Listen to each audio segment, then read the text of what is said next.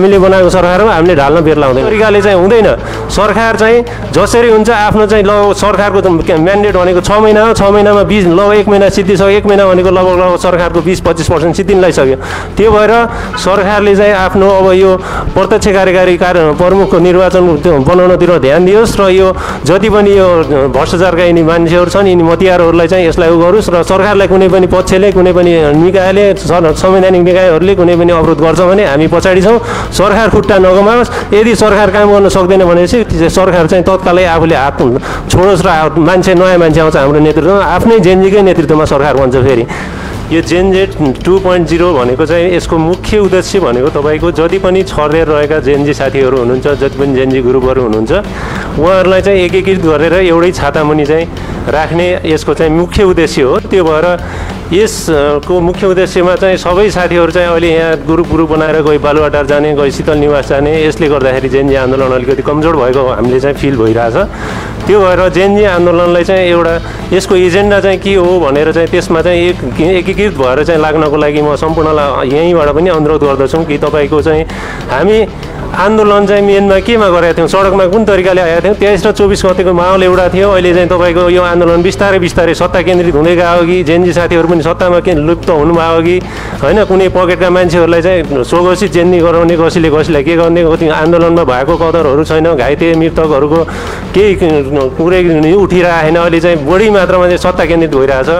अहिले चाहिँ सरकारले चाहिँ यो जेनजीका सहित घाइते परिवारलाई हेर्ने र यो निर्वाचन प्रणाली चाहिँ घोषणा गरेर फागुन 21 गतिको निर्वाचन यही प्रणाली अन्तर्गत घोषणा गरेर जसरी चाहिँ सरकारले अहिले जाने कोसिस गरिरहेको छ यो यस तरिकाले निर्वाचन प्रणालीमा हामीले यही 84 को निर्वाचनलाई 82 मा गर्नको लागि भनेर यत्रो रगत बजाएर यत्र 76 जना शहीदहरूको चाहिँ आमाको कोख रित्तो गराएको होइन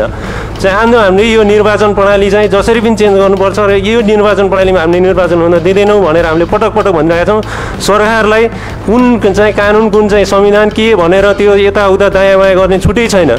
यो चाहिँ संविधान चाहिँ सरकार प्रधानमन्त्रीज्यू पनि एउटा कानुनको चाहिँ एउटा व्याख्याता हो सर्वोच्च अदालतमा एउटा प्रधान न्यायाधीश भएको व्यक्ति पनि हो उहाँलाई चाहिँ जानकारी हुनुपर्छ कि यो चाहिँ संविधानले छेक्यो यो गर्यो भन्दाखेरि उहाँ आफै नै संविधानको कुन धारा अन्तर्गत आउनुभयो उहाँ संसद हो न केही हो हामीले चाहिँ यो संविधान मानेर यही अनुसार चल्ने यही व्यवस्था अनुसार चल्ने भएपछि यो आन्दोलन गर्नै पर्ने थिएन नि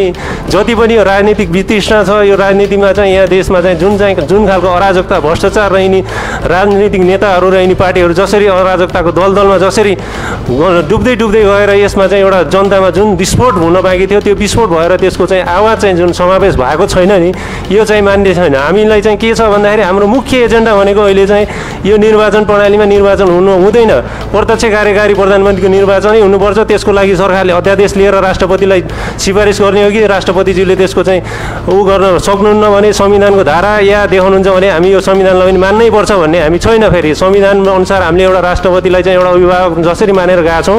उहाँले चाहिँ भोलि बिहान सरकारले पठाएका गरेका कामहरूलाई चाहिँ कानुन देखाउने संविधानको धाराले यो भन्छ यस्तो धाराले भन्छ भन्ने छैन हामी चाहिँ मेन कुरो भनेको तपाईँको यो निर्वाचन प्रणाली चेन्ज गर्नै पर्छ देशमा प्रत्यक्ष कार्यकारी आउनै पर्छ र यी भ्रष्टहरूलाई चाहिँ जसरी पनि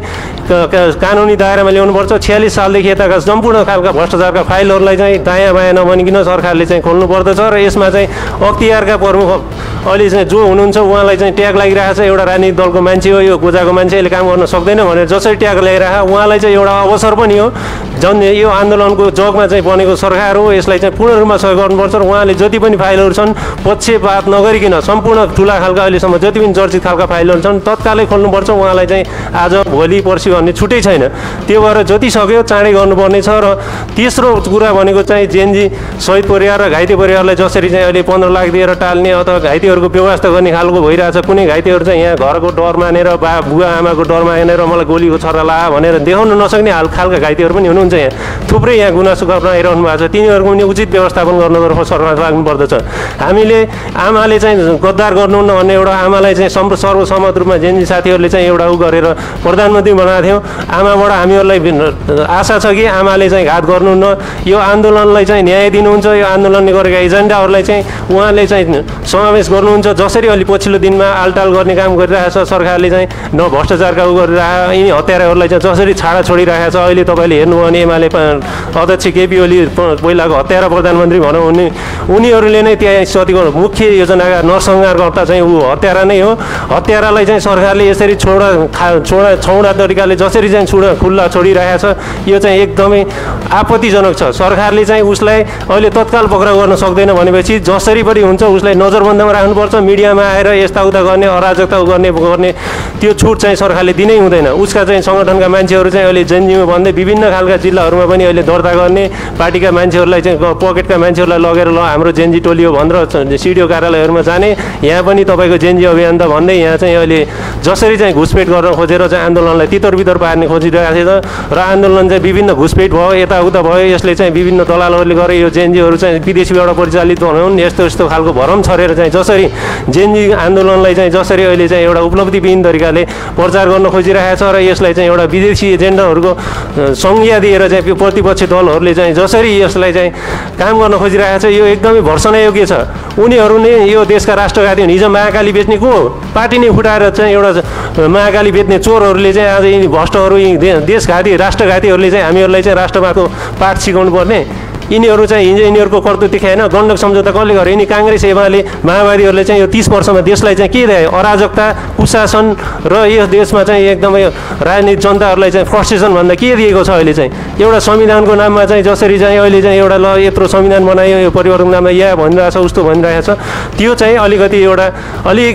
गम्भीर तरिकाको कुराहरू छ। यिनीहरूले यही संविधानलाई मात्र देखाएर आफ्नो उपलब्धि ठान्न खोजिरहेका छन्। यो अलिकति अराजकतातर्फ मुलुकलाई चाहिँ लान खोजिरहेका छन्। यो तर्फ हामीहरूले अलिकति हेर्नुपर्ने छ र यिनीहरूले चाहिँ अहिले जसरी चाहिँ जेएनजी घाइते साथीहरूलाई चाहिँ थर्काउने आन्दोलनमा आएका साथीहरूलाई चाहिँ थर्काउने काम गरिरहेका छन्। यसमा पनि सरकारले नियमन गर्नुपर्ने छ र मुख्य कुरा सरकारले चाहिँ प्रत्यक्ष कार्यकारी प्रधानमन्त्रीको निर्वाचन गर्नतिर ध्यान दियोस् र यताउता दायाँ बायाँ टालेर जेएनजी अभियन्ताहरूलाई कानुन देखाएर या गरेर यही निर्वाचन प्रणालीमा गयो भने तपाईँको कुनै पनि राजनीतिक दल अथवा कुनै पनि सङ्गठनको बहुमत आउँदैन। अहिलेको संविधान अनुसार नै जाने भने संविधान संशोधन गर्नको लागि 2/3 चाहिन्छ। 2/3 लागि चाहिँ अहिलेको यो निर्वाचन प्रणालीबाट कुनै पनि हालतमा कसैको पनि 2/3 आउँदैन र यसलाई आलटाल गरेर चाहिँ यो निर्वाचन एउटा झाडा टार्ने मात्र हुन्छ र यसले चाहिँ यो उपलब्धि संस्थागत गर्न सक्दैन। त्यसैले यो उपलब्धिलाई संस्थागत गर्नको लागि सम्पूर्ण जेएनजी अभियन्ता साथीहरू एउटै छातामा आएर चाहिँ एकजुट भएर चाहिँ काम गर्नुपर्छ। एउटाले लहर एउटा माग लगेर जाने, एउटाले गोजाका 2-4वटा मन्त्रीका नाम लगेर जाने, एउटाले एउटा गर्ने त्यस्तो तरिकाले हुँदैन। घाइते शहीद परिवार र जेएनजी अभियन्ता साथीहरू जति पनि छरेर रहनु भएको छ कोही क्याफेमा 2-4 जना जम्मा गरेर एउटा पत्रकार सम्मेलन गर्ने हामी जेएनजीएम भन्ने, कोही चाहिँ यता बालुवाटीतिर कोही चाहिँ वसुन्धरातिर गएर आज पनि यहाँ 8-10वटा कार्यक्रम भइरहेका छन्। तपाईँको चाहिँ एउटा पकेटको मान्छेलाई चाहिँ प्रदेशको प्रमुख बनाएर पठाएको छ, लुम्बिनीको प्रमुख एउटा यो भन्छ कर्णालीको यो भनेर भनेको छ। कसले कहाँबाट चाहिँ कसले चाहिँ त्यो गर्यो? अहिले हिजो पनि तपाईँले हेर्नु 8 जना मन्त्रीको नाम चाहिँ अब त्यो त्यही 8 जना भित्रबाटै आएको हो नि। त्यो चाहिँ त्यसको लागि हामीले यत्रो आन्दोलन गरे हो। यही आन्दोलन पद लुलप्ताको लागि यही गयो। हाम्रो चाहिँ के छ? हाम्रो एजेन्डाहरू समावेश भएको छ अहिलेसम्म? एउटा चाहिँ भ्रष्टाचारीहरूका फाइलहरू कति खोलियो अहिलेसम्म? र अहिलेसम्म यिनीहरू हत्याराहरूलाई चाहिँ खुल्लामा एउटा छाडा कसरी छोडिरहेको छ सरकारले चाहिँ? यो